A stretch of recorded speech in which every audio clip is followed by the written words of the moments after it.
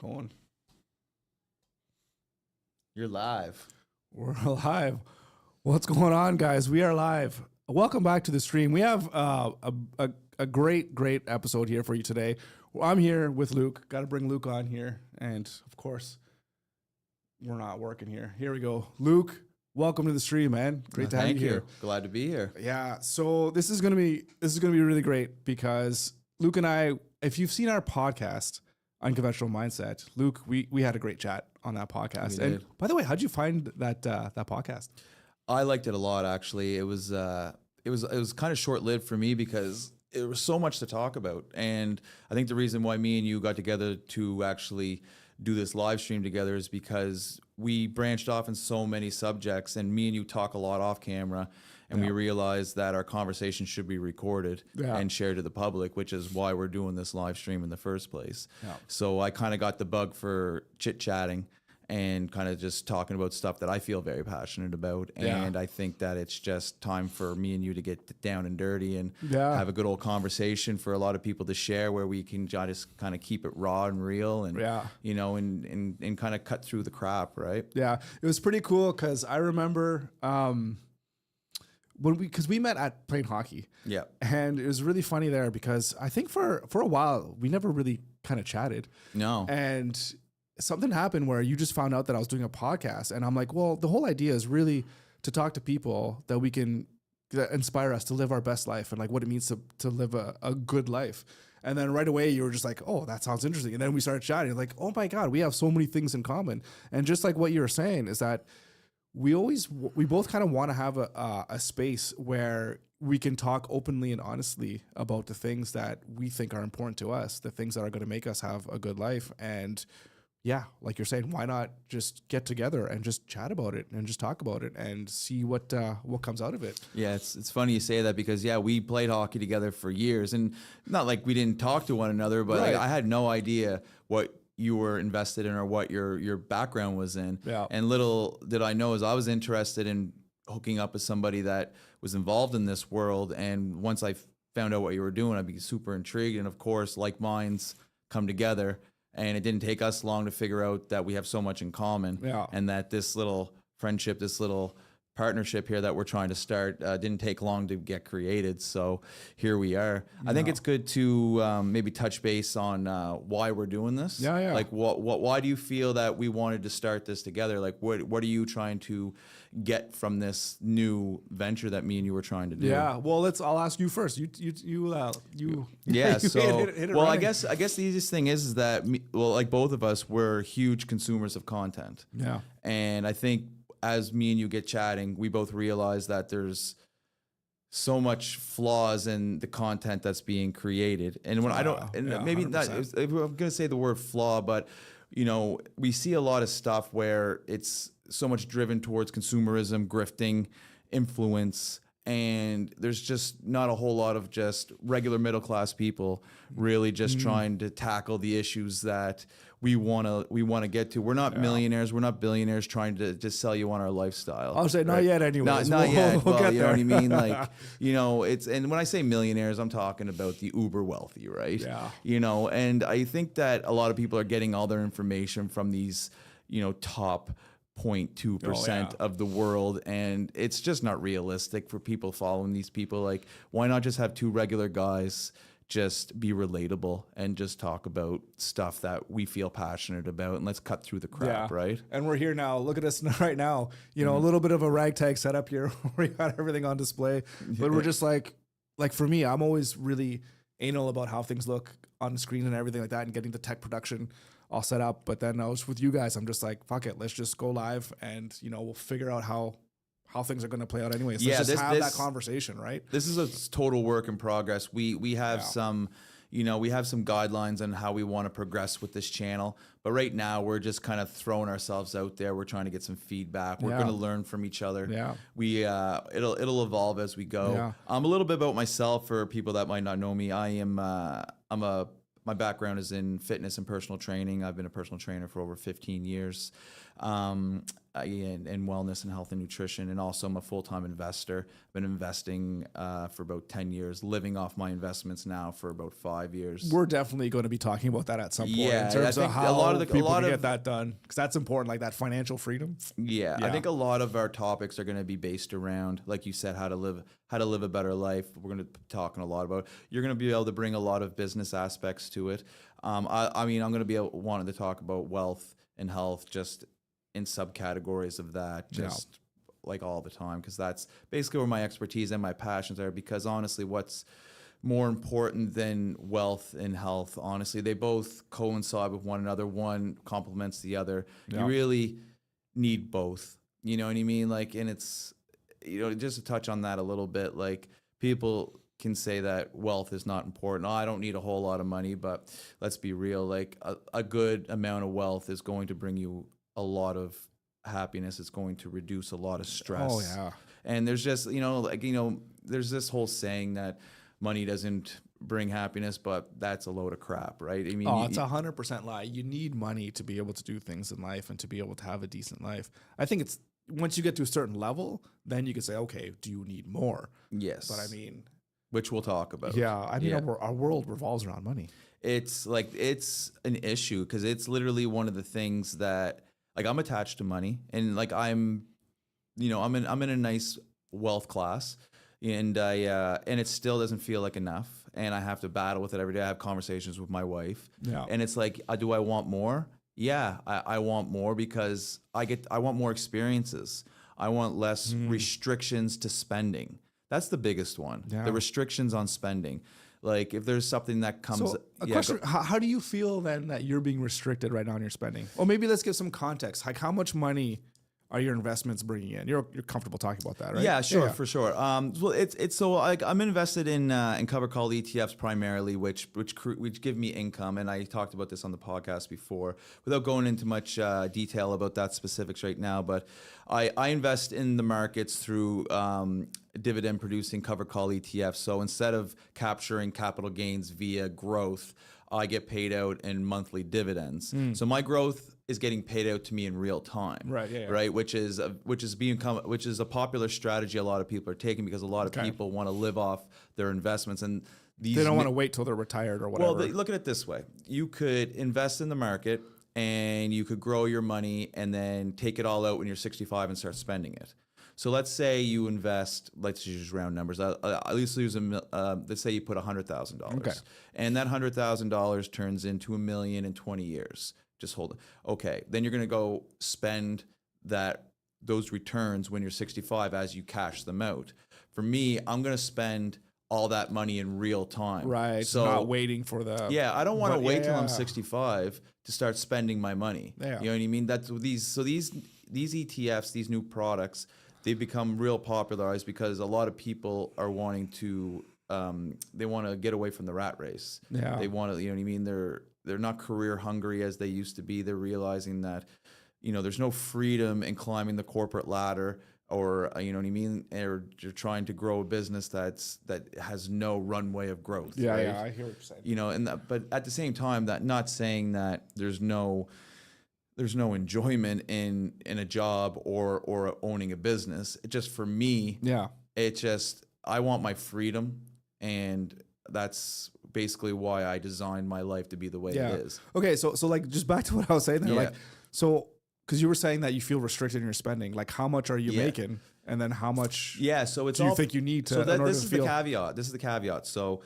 so let's say my investments are bringing me that's $25,000 a month in income, right? Yeah. But that's also coming out of my investment. So for example, if I have $100,000 and I'm making 10% on my investments, then I'm getting paid out of that $100,000. So if I get paid $10,000 a month, that's coming out of that $100,000. But they're invested in growth, so that's going to replenish as the investments grow. So I'll be able to sustain that income. If my investments are growing at a growth rate of 10% a year on average, then I can sustain spending that $10,000 at that 10%. So that 10%. So ideally, in a perfect world, if I have a $2 million portfolio and my portfolio is still $2 million in 20 years from now, and I was able to spend the income, then that's a beautiful thing. Okay. Yeah. So like, and hypothetically, that if I didn't spend the income and I reinvested it, then the portfolio would be doubled or tripled. But I want to spend my money now. That's the difference between, you know what I mean? I want to live now. That's the hardest concept to grab a hold of, because everything is delayed.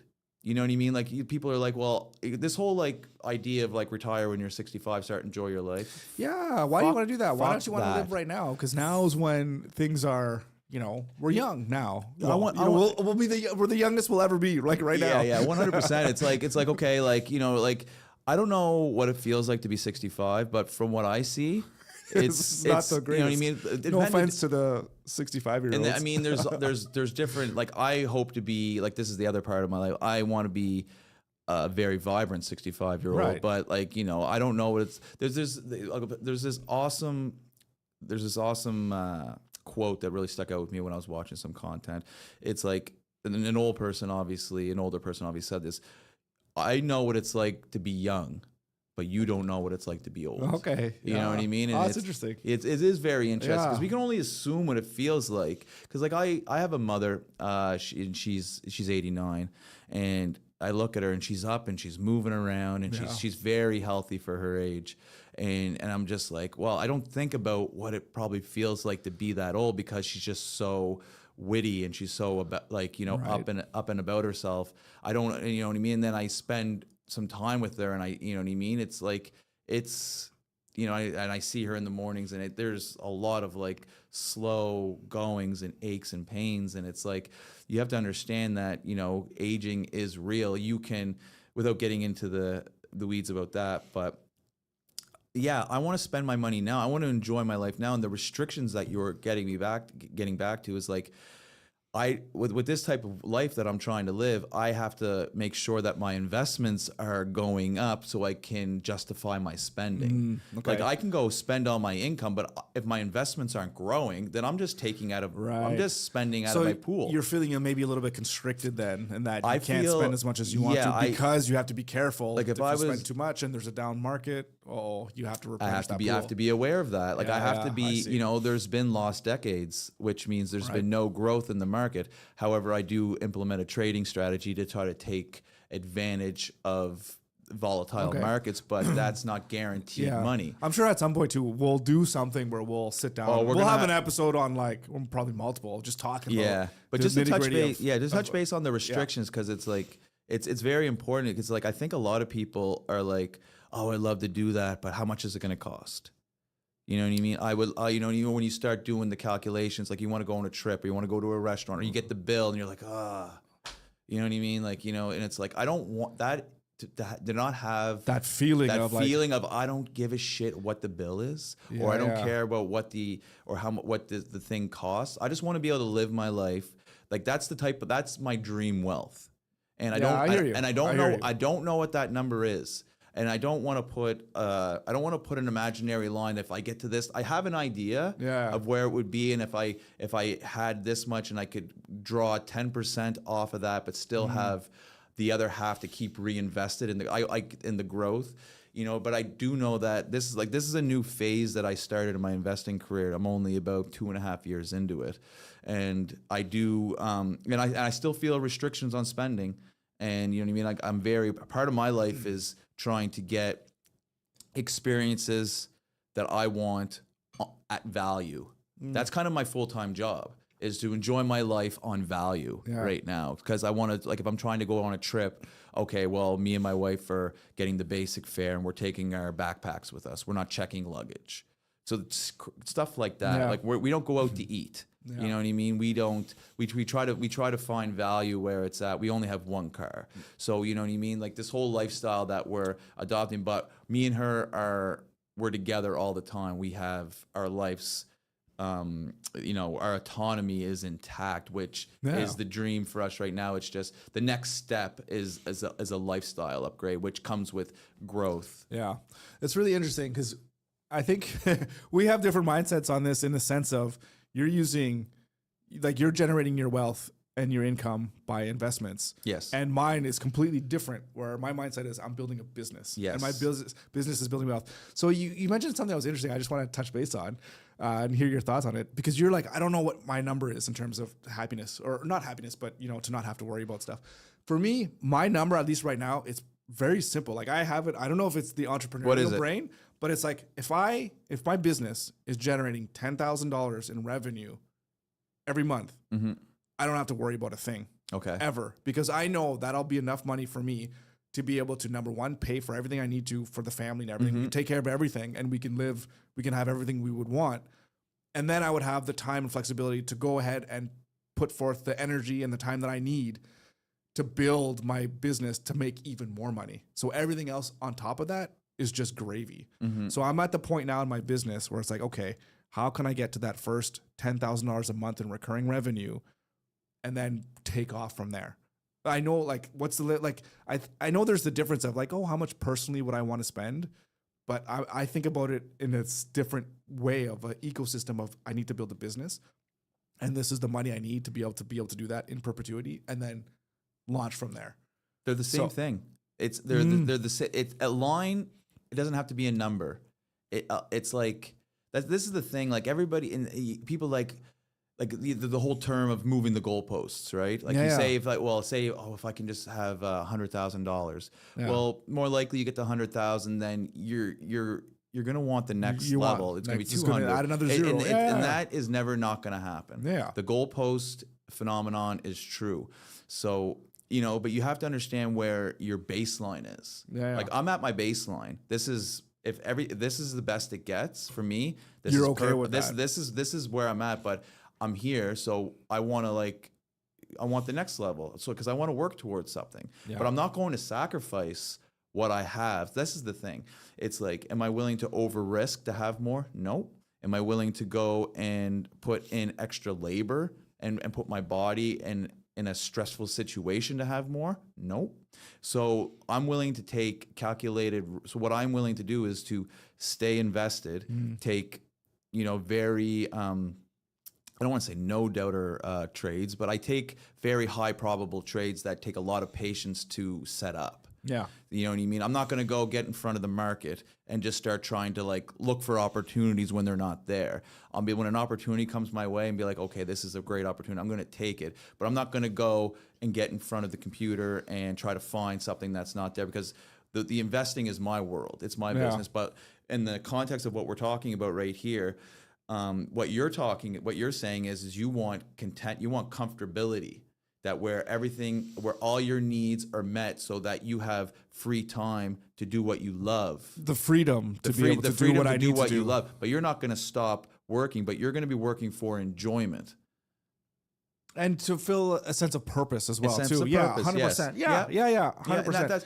So you're familiar with the term FIRE? Like the financially independent, retire early, crap. It catches a lot of controversy online, because the retirement early part, and maybe the financially independent, because people are because the whole, this is kind of like the lane that I'm in, or kind of what I'm kind of the life that I'm trying to live. But I don't look at it in the lens that is portrayed on the internet, because a lot of people are taking like $200,000 and then trying to live off $1,000 a month without it being invested. Like this is that's where a little too much. Yeah, this is where people, they're quitting their jobs at like 30, going to live in Bali in a hut. What I mean? Like that's not what we're talking about. So I kind of like worded the whole acronym, which is kind of like freedom investing, restoring enjoyment. Right? Like I'm and when you say you're an investor too, because you're invested in this business. You know what I mean? Like you're not a typical. You might not be invested in the market. Well, my time and resources go into this. You're invested. Like your time is invested. This whole studio is a cash investment. You know what I mean? This whatever you put in the studio is paying you dividends for your business. Yeah. Right. Like you're for my future self. So like if you had more money, you might not put it in the market, but you might put it into your business, because this business is what's generating. Exactly what I do. Same concept, different worlds. Yeah. Like that's the thing.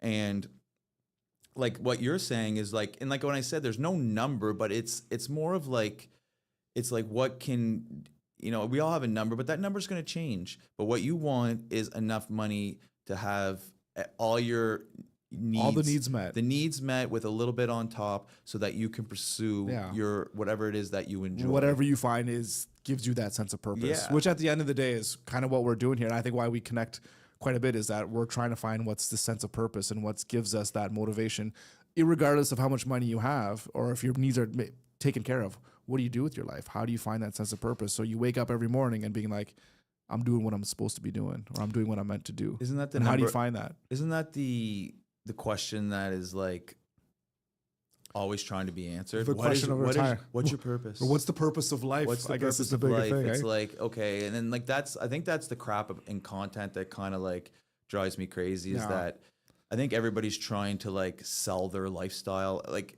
whether it's intentionally. I feel like we're always trying to be sold somebody else's life, and their life is like so unattainable for many people. Cause like, but especially the guys that are putting their life out there on the internet because they have the time and the resources. They got guys following them around with cameras and like, look at my life. It's like, the thing about it is the stuff that we see is like, it's not the real stuff either. It's such a small piece of the world.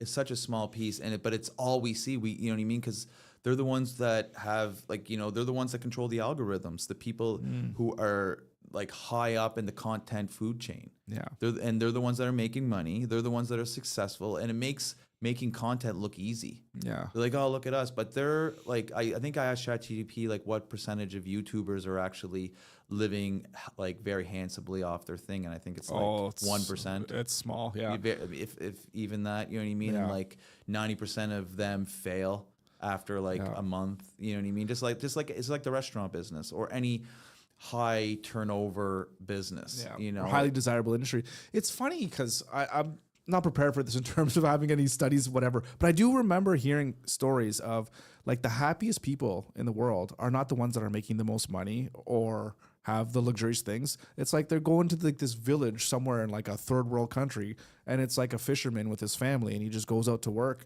makes $2 a day, but comes home to his family, and he's like super happy because he has his purpose in his life and is taking care of his family and having his kids or whatever.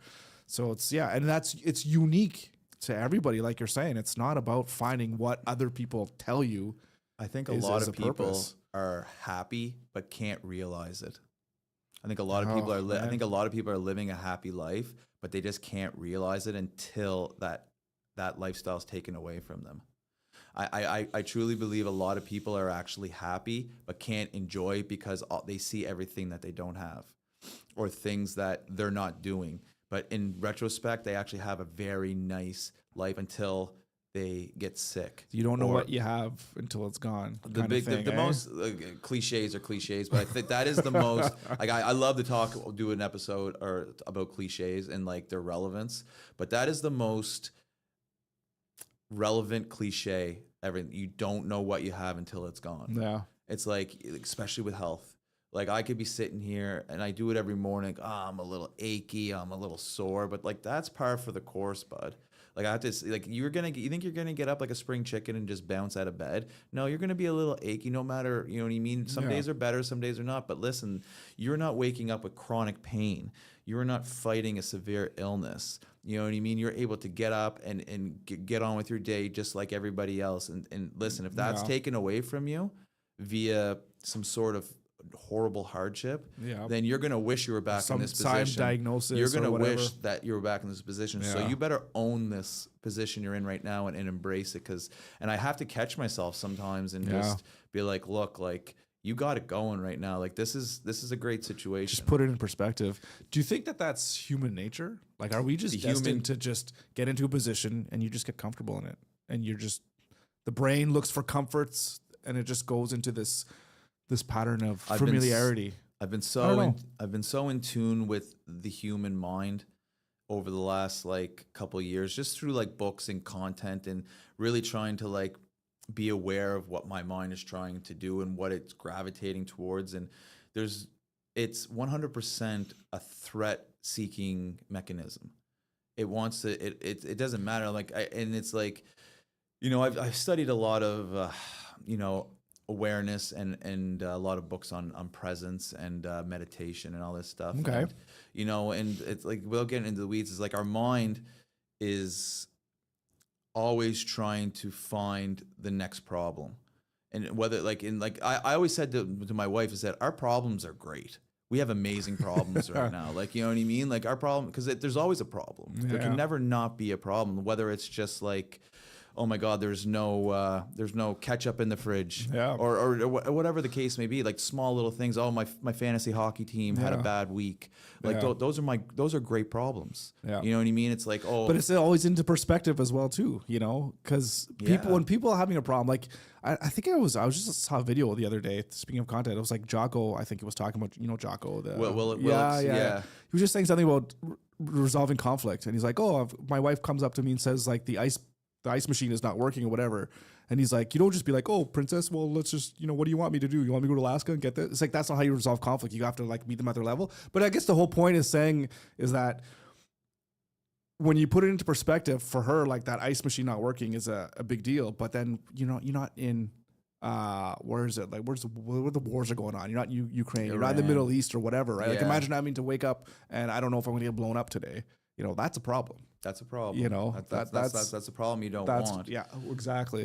Or just people fighting off, like people dealing with severe illness every day. You know what I mean? Or people that, like it's something as small as just. Kevin, how's it going, man? Good to see you. Hey, Kevin. Long time no see. Welcome to our new format. Let us know what you're thinking of our live stream here. Yeah, as anybody's listening, shoot out some messages or any topics or anything like that. We want to hear from you. Yeah. We'll definitely be talking lots about business as well too, so don't worry about that. We haven't forgotten about that because there's really interesting things that are going on with the business. Yeah, good things actually. So just to touch on that is if anybody has any topics or anything they want us to dive into for upcoming episodes, let us know because we're always interested in hearing what people want to talk about, and we're pretty much interested in anything on the lines of business, health, and wealth, anything in between. So don't be shy to shoot any ideas. We'd love to hear. Yeah. But talking about that, when it comes to problems and stuff like that, and get back to the mind, and I kind of notice this a lot of the times too. It's like how do you deal with that? The human condition, they call it, right? Like we're never happy with anything that we have because we always want more, and we're never satisfied. Envy, greed, lust, envy, greed, and lust. Like it's just these are the sins that can tear you apart, but you have to learn. You can't get upset about experiencing them. You have to learn how to deal with them. So how do you do that? And what's the right answer? Because you'll go down the internet and they'll try to give you the answer, but everything is different, right? What I find helpful is just like, you get a stimulus of like what drives me crazy and is getting an unexpected financial bill, some sort of financial loss. Like, like I just went through my taxes, right? Yeah. Do not like that reminds me, I haven't done my taxes. Yeah, I do not like taxes because I'm always, my investments is a little like tricky, right? Because you don't know, you got to go back and like, I forgot I took profits on that. And, you kind of go back at it and you're not quite sure how it's all going to add up, and you're not quite prepared for the bill. So it's always like a little bit of anxiety, right? And of course mine wasn't very fun. So, it's like when I found out exactly what I had to pay in taxes, what I call it, the traffic started in my brain, like, you know what I mean? And so it just keeps going, I always kind of look at my brain as like 2 lanes of highway, and if things get really stimulated, like, the traffic will start going, and but I'm the person on the sidewalk. And it's up to me whether I'm going to walk into the middle of it and get affected, or if I'm just going to stand outside of it and just let that traffic go and not jump into it. And if I just kind of stay outside of it and just let it run and not jump into it, then eventually the traffic will slow down. And it'll next thing you know, it's less traffic and okay, it's safe to cross the road now, and you can deal with it more better. But if you when you're in that fight or flight and you go jump in the middle of it, then you're going to create a lot of stimulation and a lot of negative like correlations into your body and all that stuff. Your physiology is going to be overstimulated, which is going to lead into stress and anxiety, poor sleep. You know what I mean? Yeah. It's crazy what our thoughts can do. And I'd love to get into this a little bit more in further episodes, but I think thoughts are so important to control because thoughts can be like narcotics if you let them. That's a whole nother topic. If you let them, exactly. I don't know much about it, but I do know that people can go down dark paths. Kevin says, Luke, what is that accent? Swear I've never heard this before. I'm from Cape Breton originally, so that could be it. Born in the country, so maybe it's a little bit of country slang. The Cape Breton up in the northern. It's the northern part of Nova Scotia. Kevin's from he's from New Jersey. Oh, okay, I think so. I'm pretty sure. Yeah, New Jersey. Yeah, America for sure. So East Coast to Canada, right off the coast. We're very we're cousins to Newfoundland, so we're like a little bit like of a kind of like a Newfoundlander dialect. You know what I mean? I'm not in the hard part of Cape Breton, but we like where I came from. There was a lot of definitely a lot of slang, and definitely caught a little bit of an accent. You don't never really get called out for an accent very much. Yeah, but as somebody from out in New Jersey, they might be able to pick up on it a little bit well, more. we could say the same thing about maybe New Jersey accent too. Oh, they're very distinct though. I love New Jersey accents. Love them. On. Sopranos is my favorite show of all time. You know what? I've actually never seen that show. You've never seen Sopranos? Yeah, no, I know it's good. You're a show buff too, right? I know. Maybe I'm just saving it because I know it's going to be so good. But once I watch it, it's gone. So like, is it better than Breaking Bad? My Mount Rushmore of television shows, because I'm a television buff. Yeah. I think TV shows, just to hop on this comment, I think TV shows. Welcome to the internet. Yeah. No, for you, Kevin's saying. Thank you. I think TV shows, for me personally, is a great way to unwind. Oh, 100%. A good story. Like, I hate this,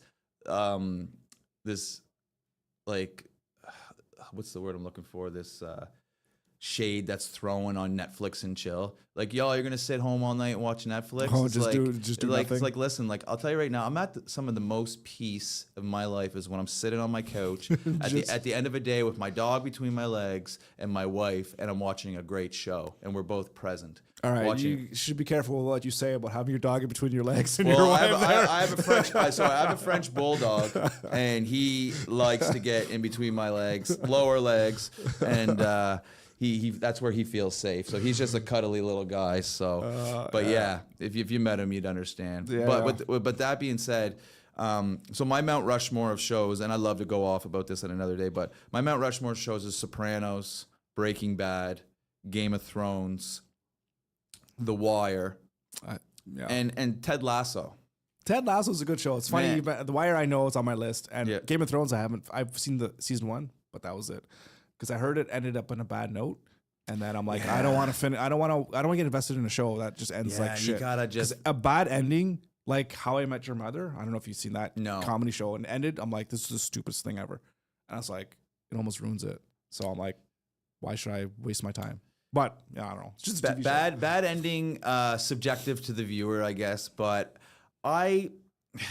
it doesn't kill the show. The show is just so miraculous. Yeah, it's like fantasy 101. Like, I'll tell you right now that what makes for me a great show is when I cannot wait for the next episode to come out. There's only been 5. There's been great, like, the next level of shows. Like, there's about 100 of them but these particular shows are just shows that I could watch over and over again and just keep learning from. Yeah.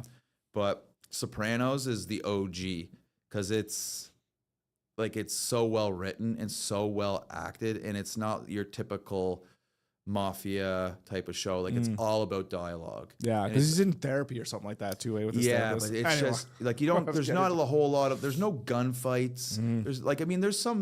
There's some intense scenes where there's some beatdowns and there's some violence, but most of the time it's just raw emotions. Okay. And great dialogue and great acting, and the storyline is great. Yeah. It was I'll watch it one of these days. It was ahead of its time. Yeah, I'll definitely watch it one of these days. But yeah, no, I agree with you in terms of, it's like, I do think, especially in our age today, especially with kids, I think kids are on screens too much. People are on screens too much. If you look at your phone times, how much time these people spend on their phones, I think it could be cut down quite a bit. But yeah, there's nothing wrong with, like, okay, I've done my stuff and I just want to unwind at the end of the day and watch a TV show or Netflix or whatever. There's nothing wrong with that.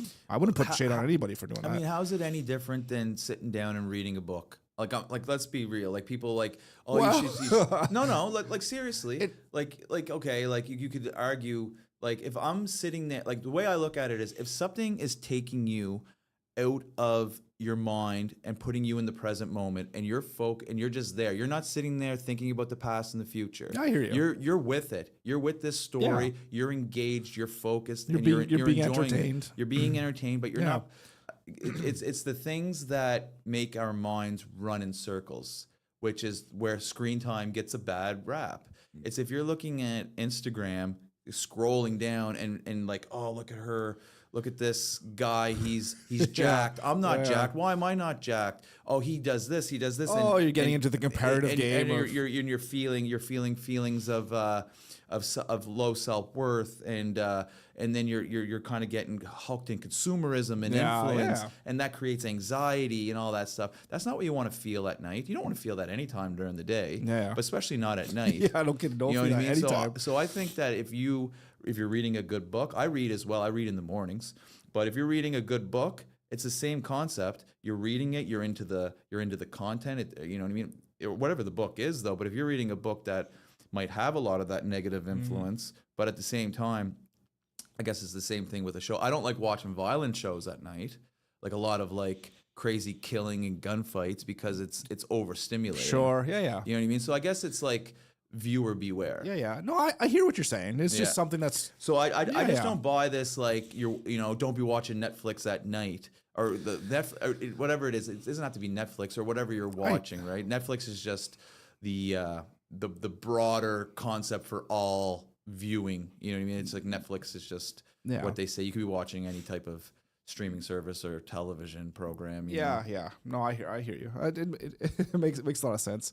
So I want to ask you this, because we're trying to just give a little bit of an intro here to us, which I think we're doing a pretty good job. We're going off a few TV show tangents, which I love too. I love watching TV shows and movies. But I want to ask you a question about, like, for you, what are the things that are really important to you in your life, and what are the things that you work hard on to try to do good at, and that you think that if other people worked hard at, that would be good for them and improve their lives as well?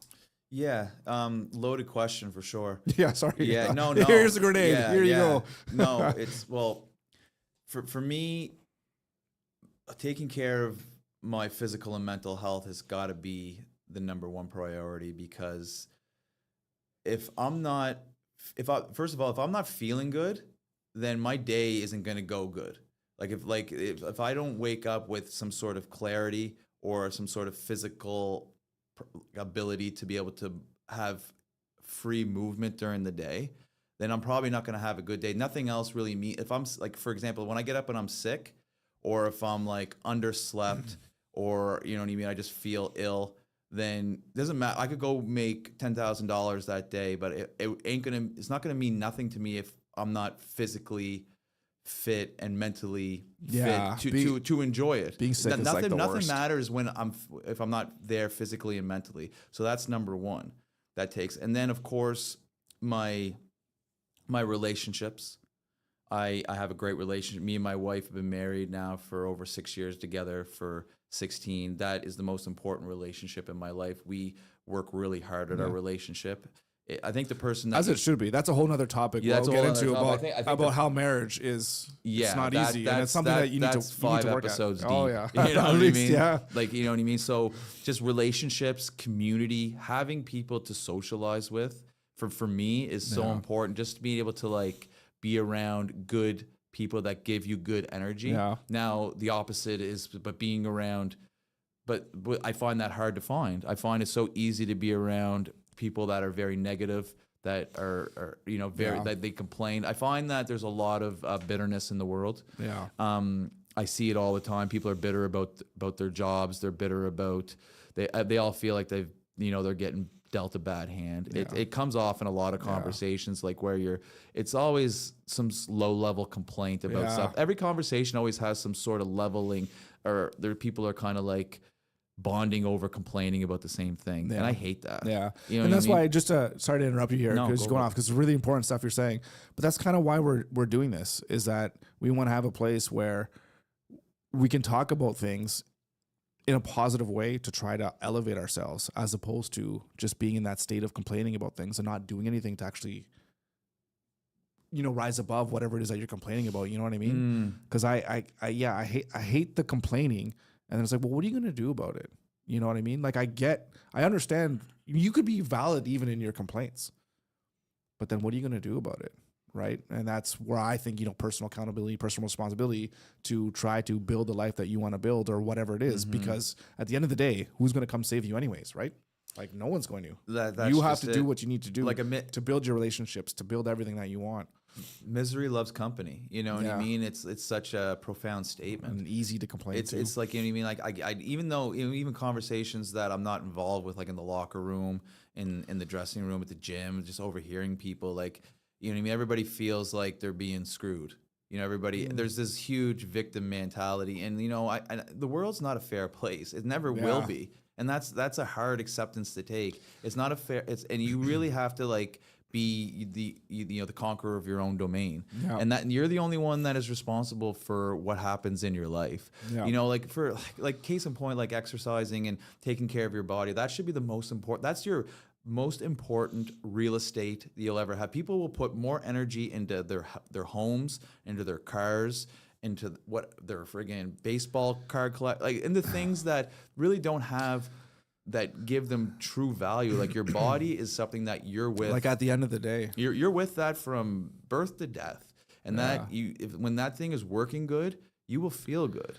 So that's kind of like where my passion comes with taking care of your body, and then how you take care of it. We'll go down that rabbit hole another day. We'll have to do a couple episodes on that. Because I'll just say, like, I agree with you. Is your body's the most important thing, but for me, I mean, you look at me too. Like, I'm out of shape. Like, I need to lose like 40 pounds. Okay. Like, I have too much excess fat, and I know it's not good for me. But it's like, why? Like, maybe this is something that you and I could talk about in detail at some other time, but it's like, why is it that I don't do what I know I need to do in order to get where I need to be? Even though I know it's important, but I think mentally, maybe for me, is that I value other things more, because I'm like, oh, I could go exercise, but I also need to work on this client's thing, and I need to do this with business or whatever. And I do that because maybe my priority is like, well, I have to take care of my family and I have to make money for them. Be damned if I'm unhealthy or not. Which is bad though, because then I can't take care of them if I'm dead. You're so not alone in what you just described, because that is the majority. Like, you know what I mean? That is the majority, and they feel like they need to make they need to make money, they need to support, they don't have time to do that. And I think the biggest reason for a lot of this is that the signs that it is important aren't there yet. The signs really start rearing their head when you reach a certain age. But that could be when it's too late. Exactly. That's the problem. You don't, like, oh shit, I have, whatever when you disease because I ate unhealthy for 20 years, right? Like I said, I don't know what it feels like to be late 50s, early 60s. I'm like, I'm mid 40s. But I'll tell you right now, it's not as easy to get going, to start a physically active journey at that age as it is now. It's a lot easier to maintain if you started. You know what I mean? The thing about it is that, so just to touch on this point a little bit, it's the most important thing that people don't realize is, like, we're on an aging curve, right? And you can kind of like get away with living, eating kind of poorly and being physically inactive for so long, because you are decelerating. Yeah, your youth masks but that curve really drops in around the mid 50s, and it goes down hard. Yeah, it's not a straight line. It's what is it? It's exponential. It's an exponential curve. You're literally, the whole point is when you invest so you compound slowly, right? Yeah. So you look at it like reverse compounding. It's the other way. It works the other way. So it's like you're by being inactive and having a poor diet, you're actually compounding negatively your aging over time. And as compounding usually picks up and snowballs as it progresses, compounding for your investments, as you really see the growth in like year 20, right? You really see the deceleration. Vice versa. Yeah. So when you like hit 60, you're not going to have $1 million worth of wealth. You're going to have negative $1 million worth of wealth. Yeah. And that's what people can't see. That's why investing is so hard, because people want to see the returns now. Right away. But you're not going to see those returns really until you're in your 10th to 20th year, because that's when it really grows, and it grows hard and fast. Yeah. You got to think about the doubling process, right? But I'll say though, for me, in terms of taking care of my health, and like I feel like I'm lying to myself, to be honest, in that I know it's important, but I don't know if I'm just being too lazy, because we all have 24 hours in the day. There's plenty of time in the day for me to do what I need to do in business, but also spend the time to take care of myself. Like, why can't I carve out an hour a day to work on my mobility, go for walks, even just do some weights, whatever it is? Like, I could definitely do all that stuff, but why don't I do that? And I feel like it's maybe a little bit of a cop-out. I'd be like, oh, well, I'm really busy doing other stuff. Like, I don't know, because, I don't know.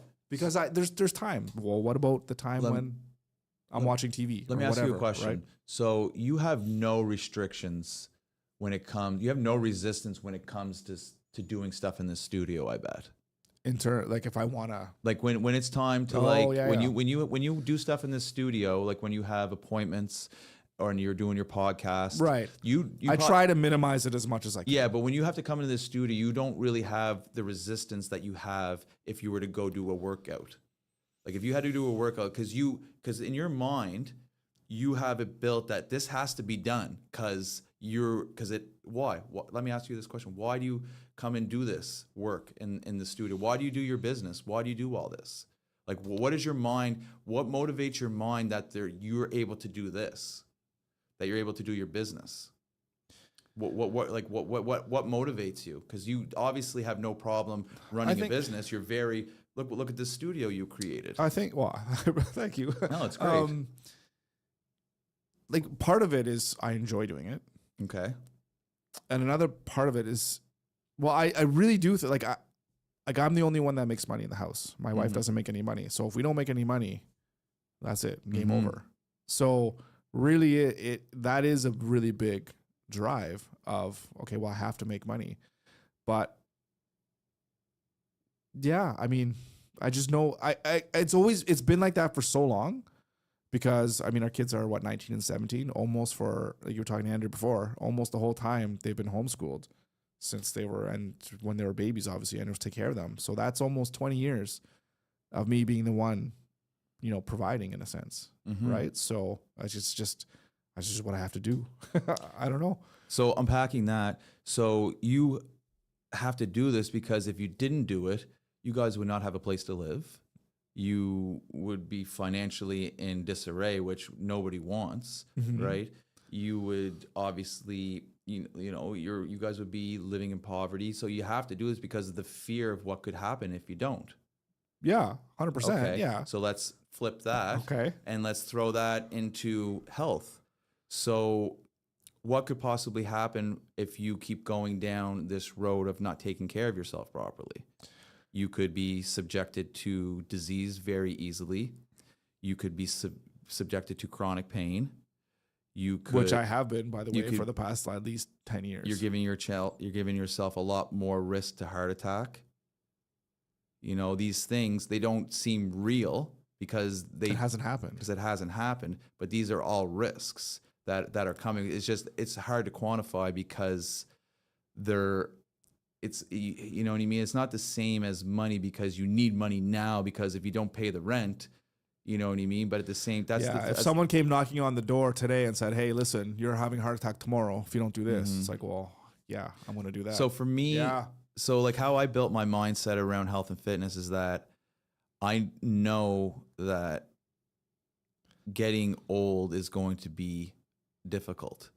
And I also know that there's a difference between lifespan and health span. Yeah. A lot of people have long lifespans, but have very short health spans. I don't want to live the last 20 years of my life in bed or whatever. Seen it. I've seen it. It's terrible. And I take very detailed notes about that. And that's what motivates me.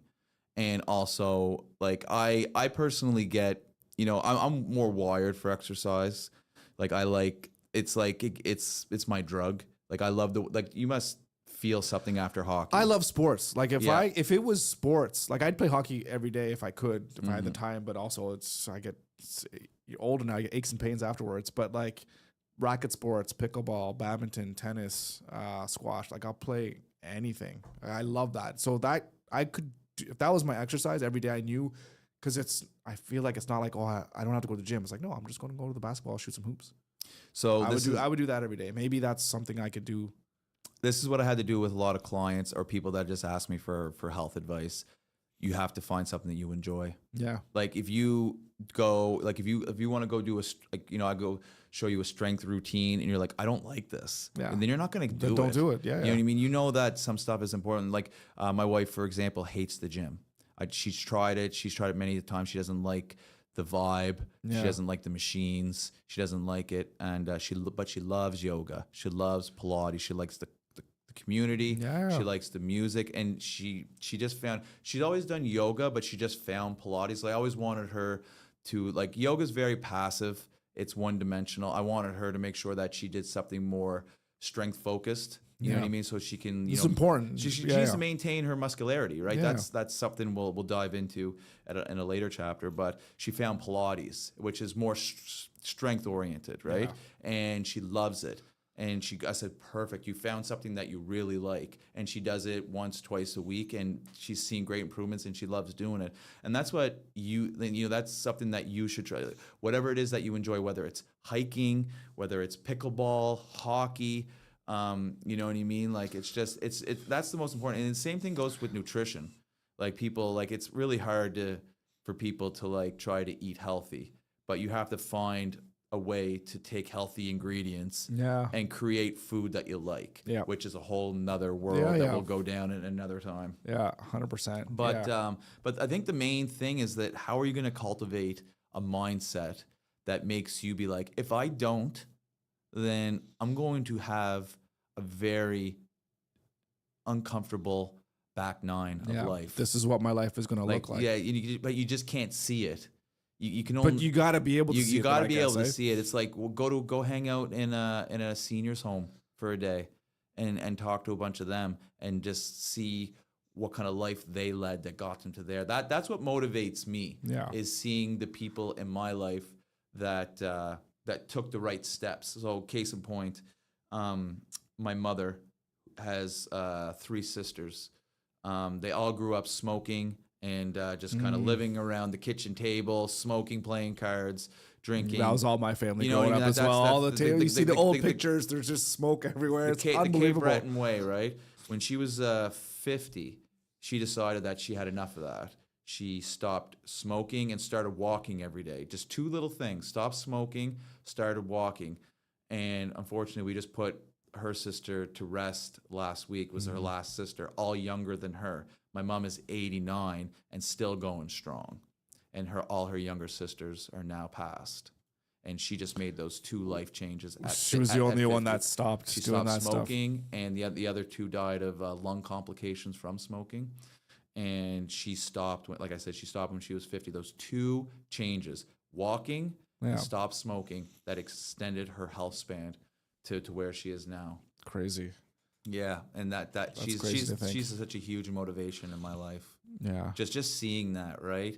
And it's like you said, but it's hard to value something that doesn't seem realistic because you can't, like, that if you start not making money, things start going. Damn well, what's gonna happen? Things start going down quick. Yeah, right? Exactly. But like, you can't. But for me, it's like I've never really taken time away from fitness, so I really don't know how to compare what it would be like if I wasn't living a physically active lifestyle. Yeah. Because I'm always going through like my own version of what it feels like to be me. So I can never. Isn't it feel weird that you really have no idea what it could feel like to be in another body?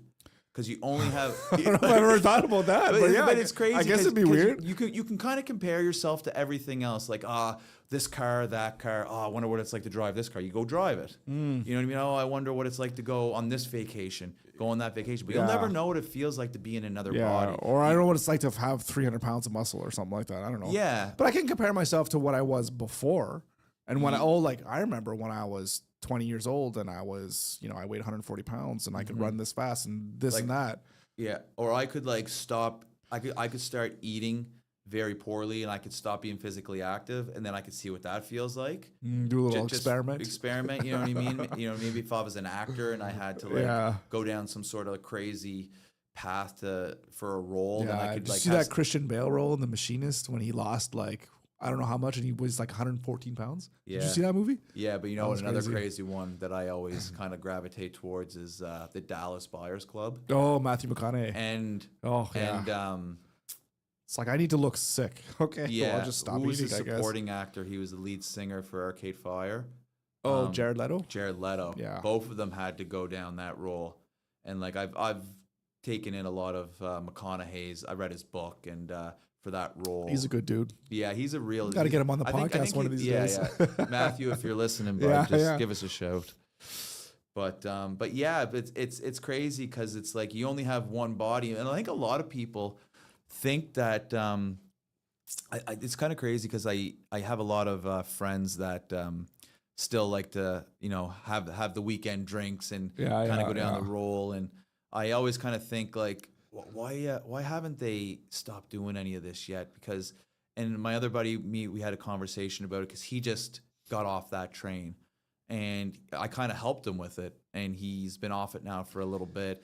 And he's like, man, he goes, after like 20 to 25 days of not drinking on the weekends, and your circadian rhythm starts to start getting back to normal. And you start getting good, consistent sleeps, and you get on this rhythm. And you realize, and then you start feeling a totally different way. Yeah, and you're like, whoa, like this is possible. Yeah. like this clarity, like this balance.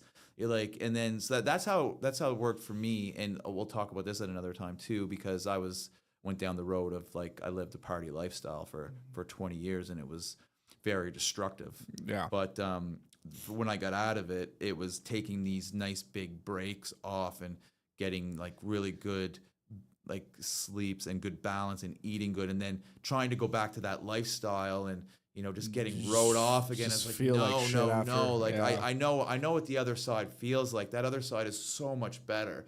And then eventually you just kind of gravitate to where I want to live in this world. Yeah. It's like, that's it. I've had enough of that. Yeah. I want to get back to feeling. Do you ever go through a phase of drinking or partying or anything like that? Or? Not really. Every once in a while, we'll have some drinks, whatever. Yeah, but just with our kids and how everything has always been with taking care of the kids, we're always here. So what are we gonna do? Yeah, you never went through like a phase. Yeah, no, we're not gonna get. We had our kids young. We were like 25, so it was like right after university. It was like, oh parent. Shit, yeah. So and then I think there's definitely a lot to be said about that world, because I know a lot of people, like especially that I got around with. I'm sure a lot of them are probably like confused because it becomes your identity. You know what That's I mean? a huge thing to talk about, is how people envision themselves, and they have that in their mind of like, oh, I'm this type of person, right? Like I'm not good at math. And then it's like, well, why are you saying that? It's like people get too attached to this identity, and then they don't let it go. And I feel like that stops people from growing, which is kind of weird, but yeah, it's crazy because it's like especially where we're at our age, it's an interesting time. And I always call it like the middle ground, because you ever take a lot of Williamson's content, Chris Williamson, every once in a while. He talks about this lonely chapter. Different chapters. So he has this concept that he came up with called the lonely chapter, which I feel like I'm in right now, because I kind of walked away from the party lifestyle. A lot of my friends are still living. How long now? I've been out of it now for about 4 years. Okay. Like completely. I had my last intoxication. Probably this is my last intoxication. Well, that's how I describe it. Like I'm not shy to have a drink. I don't identify as sober. Yeah. I know that we're going to talk. I know this is one of our topics that we're going to talk about when it comes to vices and stuff like that. But I don't get intoxicated. I don't get drunk anymore like that. But that was an identity that I had for a long time. I was a DJ in the city here, and I partied hard, music festivals, and all like weekend warrior stuff, you know what I mean? And we were a community of people that just got together, and like all my friends were all people I partied with, right? And then I was like, I kind of walked away from that life, and so I'm kind of like a lone soldier trying to find my new path now, right? so I've been kind of like doing this thing where I'm in this big exploration phase. You know what I mean? The old me is now trying to find the new me. And it's like in the middle ground of trying to figure out meeting new people like me and you, like people like, you know, I kind of fell into this like, you know, this self-help rabbit hole for a little while, you know, trying to discover myself and trying to figure out which way do I go? Where's this purpose, so to speak? Yeah. And that, you know, and it makes a lot of sense that they call it the lonely chapter, because you feel like you're alone a lot. Because I don't want to go party with a lot of the people that I used to party with, and I really don't know a lot of people yet that are kind of feeling the same type of way of stuff that what do you do after we're not partying? So what do we do now? I'm in discovery mode right now, and it's exciting, and it's interesting, and like I said, that's what I think this whole thing that me and you were doing right here. It's part of the discovery mode, right? We're trying to discover a lot about ourselves and trying to like build a like-minded community that I think it's going to be really great for us to just kind of discover stuff together as well as we're chatting around here and figuring things out. Because I mean, that's one of the reasons why I love live streaming and putting this kind of content on, is that I don't have everything figured out. You don't have everything figured out. Let's talk about it, and let's see if we can at least try to figure some things out for ourselves. And, you know, maybe it's helpful to anybody else who might be listening too, right? Yeah. And I think it's like, so what is your like purpose for this venture me and you are taking? Like what do you feel like you want to, like, what are your goals with this venture, and what are your, like, what is the purpose that you see with it, and what type of audience are you wanting to reach? Yeah, it's a good question, and I don't have everything 100% fleshed out, to be honest. But I can say the one purpose is I just love sitting down and having these types of conversations, because I think that when you verbalize things that you're thinking about, it helps you almost understand what you think and what knowledge that you have. So I like talking about things to express, you know, kind of what my philosophies and my values are. So that's really good. I want to be able to connect with like-minded people, just like you as well too. Is I don't know very many people. Like I don't have like my wife is like, you know, the one I talk to for the most part, but it's good to get outside of your family and have other people that you can talk to on a personal level and have real truthful conversations, you know. I know a lot of guys, and I feel this as well too, is, you know, you hear these videos where you'll talk to guys and say like, you know, who do you call if you're having like a bad day or whatever? And all the guys answer is like, I don't call anybody. I just have to deal with it, you know, and that's part of being lonely.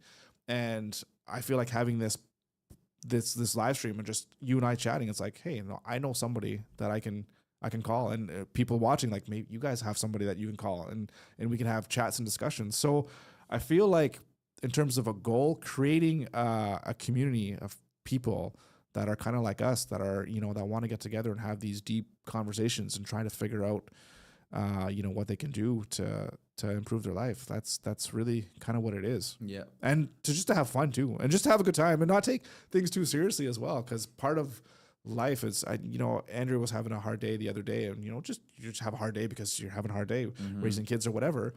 And then I just go in there and start making her laugh and smiling. And it's like, yeah, isn't life so much better when you're smiling? She goes, hey, asshole. And you just go away laughing, right? Because, yeah, it's actually, things are better when you're just having fun too. So, yeah, having fun. And, I love that part, just not taking things too seriously. I think we all need to just take a little bit of a break, because I think a lot of people put a lot of pressure on themselves. Yeah. And they're always in this low-level anxiety state, to where it's not a good state to be in. No, it's like, it's, you know, I think a lot of people feel pressured into like having to perform, whether it's in their job and within their life or in their social group. Yeah. Like, it's, you know, like you're gonna die.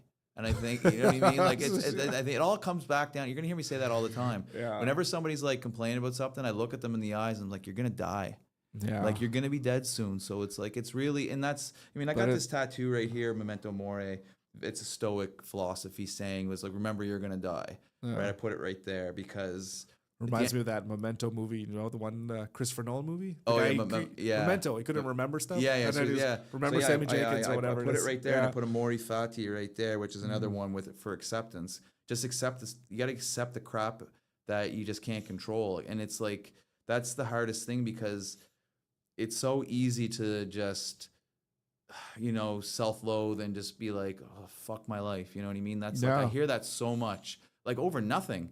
Like, oh, I missed this thing today. Fuck my life. It was like, like, you don't have to like, just calm down here a little relax. Like, you're going to miss it again. Like, you're going to miss it again. And I'm not impervious to this. Yeah. You know what I mean? I go down the rabbit hole of like saying that stuff to it, but I get better at it. I get better at recognizing it. I get better at it. And what I really wanted to add to what the question I added to you is that we're both big consumers of content. I think one of the commonalities that we both had is the content is so driven to like becoming this massive success.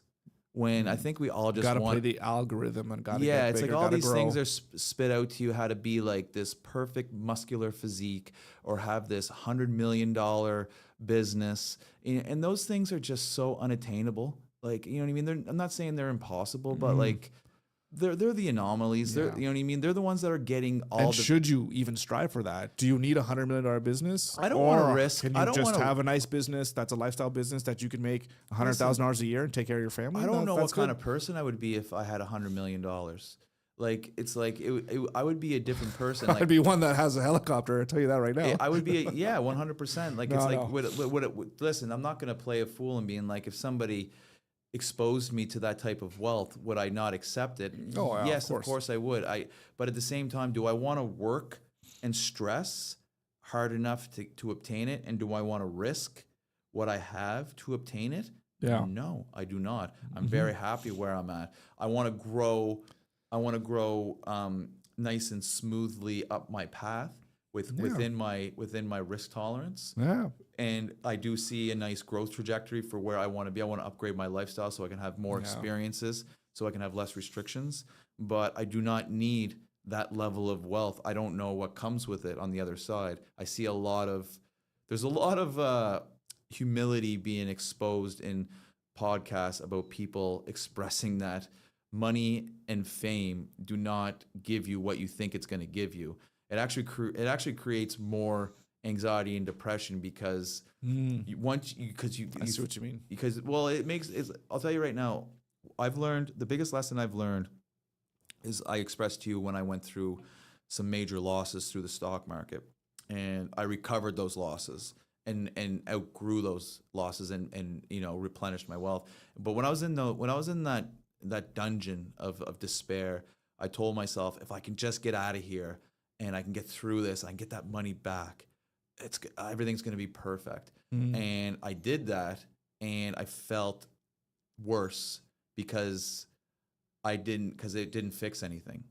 Like, I was like, okay, this is real. Like, this, I thought that was going to just give me this consistent drip of dopamine and joy, and I was never going to feel any pain again. Like, that's kind of what you kind of tell yourself. If I could just get the house, if I can get the promotion, if I can, make that big salary or have that big win. But that's when you're looking for the wrong thing. Yeah, I think so. I think it all comes down to, like, how can you just escape the mental rat race of trying to be more, because it takes away your presence. Yeah. Like, how can you just enjoy more instead of wanting more? Yeah. That's what we're trying to find here. And that's what we're I don't have the answer to that, because that's what we're chasing too. And I don't know. There is no answer. There is no answer. It's individual too. Yes. Right? Like we were saying earlier, like the poor fisherman that's making $2 a day is happier than the $100 million guy here down the street who owns a mansion. That old analogy that gets played over all again. I don't know. Well, I'm just the businessman that comes to the fisherman and says, "Why that one." I wasn't thinking. I was just thinking. I'm just meaning like it was this documentary on happiness or something. Well, I don't know if he was a fisherman. He was just some guy in some village that just I think he carried people around like on wheels or whatever, just like a valet kind of thing. I don't know. I'm just being like, if you're just a modest person that's just doing a job, getting paid nothing, they could still be happy, is all I'm saying. Right? So, because like you're saying, it's not just about chasing this and that. And then if I just get this, I'll be fulfilled and I'll be happy. It's like, you'll never be happy, because that's not what makes you happy. Yeah. And I think another important point is that we're really trying to gear this towards like just regular people. Like, we're trying to undercut the flash that's on the internet. We just want to be regular guys. Like, we're both me and you are both trying to grow our. Yeah, well, we kind of are regular. We're not nothing special. What is regular? That's another subjective term, but I think it's just more relatable. You know what I mean? Like, we're just two guys that are trying to grow ourselves.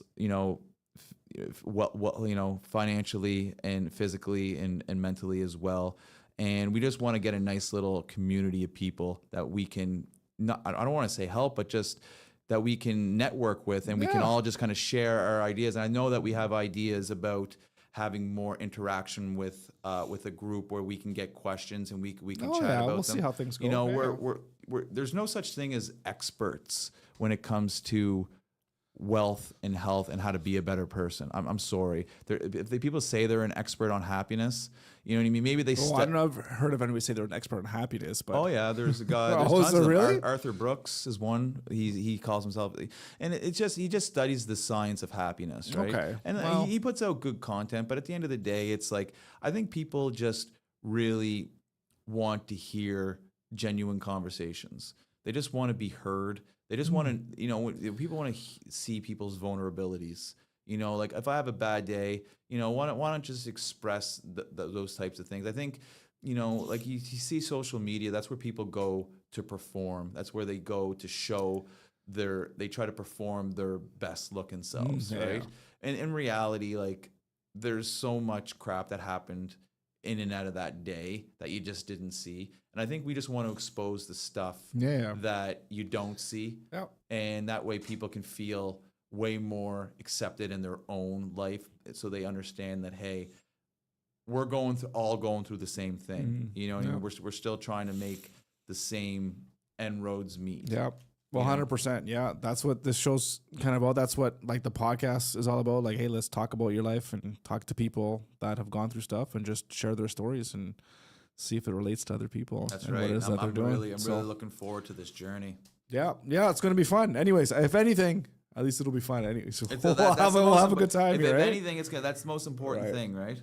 Yeah, exactly. All right. I think this is a great place to end it. So, Luke, thank you so much. This is great. This is fantastic.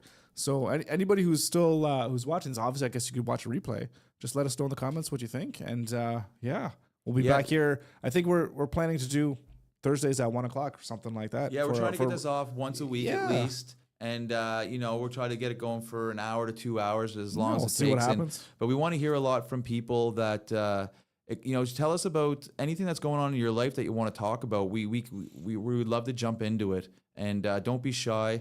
And interact with us as much as you can, because we're here to grow a community, and we want to see where this thing can take off to. And I think it's really important to have a good community of people to help each other through the ups and downs that everybody's going through. Oh shit! Now we got a broken studio. Oh, we broke it.